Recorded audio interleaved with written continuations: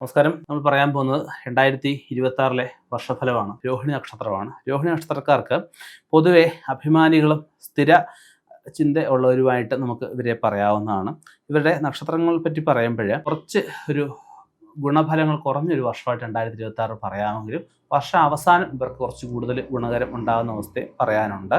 ഉന്നതരായിട്ടുള്ള വ്യക്തികളിൽ നിന്നും ഒരു ഫ്രണ്ട്ഷിപ്പ് ഉണ്ടാക്കിയെടുക്കാൻ ഇവർക്ക് സാധിക്കുന്നതായിരിക്കും.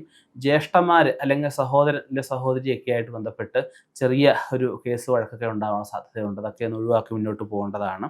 ഉദ്ദേശിച്ച വിധം ലാഭം ഇവർക്ക് ചില ബിസിനസ്സുകളിൽ വർഷം ആദ്യം ചിലപ്പോൾ കിട്ടിയെന്ന് വരികയില്ല. വർഷാന്ത്യത്തിൽ ഇതൊക്കെ വ്യത്യാസം വരുന്നവർക്കും.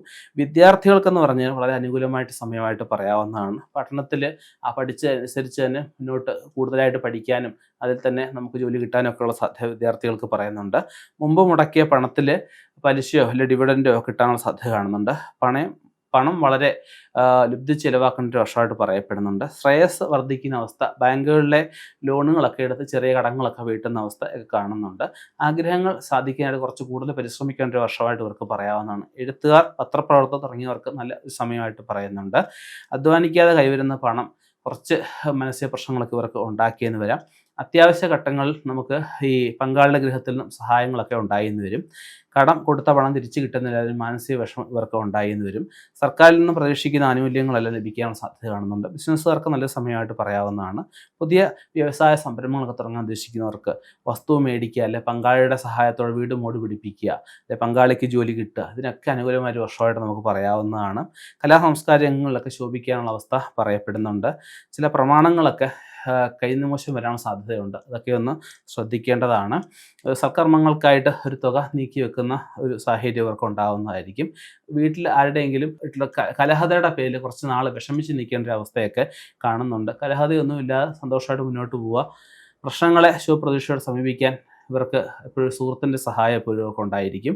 വിദ്യാഭ്യാസ കാര്യങ്ങളിലും സാംസ്കാരിക കാര്യങ്ങളിലുമൊക്കെ കൂടുതൽ ശ്രദ്ധ കൊടുക്കണമെന്ന അവസ്ഥ പറയപ്പെടുന്നുണ്ട്. ക്രയവിക്രയത്തിൽ ലാഭം ഉണ്ടാകാനുള്ള അവസ്ഥയുണ്ട്. പണയം വെച്ച സ്വർണ്ണമൊക്കെ തിരിച്ചെടുക്കാനുള്ള സാധ്യതയെ കാണുന്നുണ്ട്.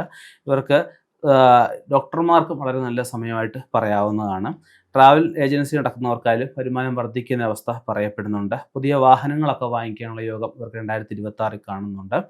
അതുപോലെ അനുകൂലമായിട്ടുള്ള ഒരു മറുപടി സർക്കാരിൽ നിന്നുമൊക്കെ ഉണ്ടാകാനുള്ള സാധ്യതയുണ്ട്. കിട്ടാനുള്ള ഈ പെൻഷനൊക്കെ പ്രായമായവർക്കും കിട്ടാനുള്ള സാധ്യതയെ കാണുന്നുണ്ട്.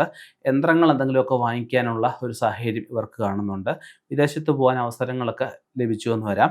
വിലപ്പെട്ട എന്തെങ്കിലുമൊക്കെ വസ്തുക്കൾ നമുക്ക് സമ്മാനമായിട്ട് കിട്ടാനുള്ള സാധ്യതയെ കാണുന്നുണ്ട്. വിദേശത്ത് പോകുന്നവർക്കായാലും എന്തെങ്കിലും അടിയന്തരമായിട്ട് നാട്ടിലും തിരിച്ചു വരാനുള്ള സാധ്യത 2026 കാണുന്നുണ്ട്. സഹകരണ മേഖലയിൽ നിൽക്കുന്നവർക്ക്, പരസ്യ മേഖലയിൽ നിൽക്കുന്നവർ, പബ്ലിസിറ്റി ആപ്പായിട്ട് ബന്ധപ്പെട്ട് നിൽക്കുന്നവർക്ക് നല്ലൊരു വർഷമായിട്ട് 2026 പറയാവുന്നതാണ്. പലതരം ദുർച്ചെലവുകൾ വന്നു ചേരാം, ദുർകൂട്ടുകെട്ടുകളൊക്കെ വന്നു ചേരാമെങ്കിൽ ഇവർ പ്രായണ അതിനെല്ലാം അതിജീവിച്ച് മുന്നോട്ട് പോകുന്നതായിരിക്കും. മധ്യസ്ഥത നിൽക്കുന്ന കാര്യങ്ങളൊക്കെ ഒന്ന് ഒഴിവാക്കുന്നത് വളരെ നന്നായിരിക്കും. അതുപോലെ നല്ല അഭിവൃദ്ധികളൊക്കെ ഉണ്ടാകുന്ന ഒരു വർഷമാണെങ്കിലും നമുക്ക് കൂട്ടുകച്ചവടം ഇവർക്ക് ഈ ഒരു വർഷം അത്ര ഗുണകരമായിട്ട് പറയുന്നില്ല. കൂട്ടുകച്ചവടത്തിന് കഴിവതും പോകാതിരിക്കുക. ആശുപത്രിവാസം ഒരു ചെറിയൊരു രീതിയിൽ ഉണ്ടാകാനുള്ള സാധ്യത കാണുന്നുണ്ട്.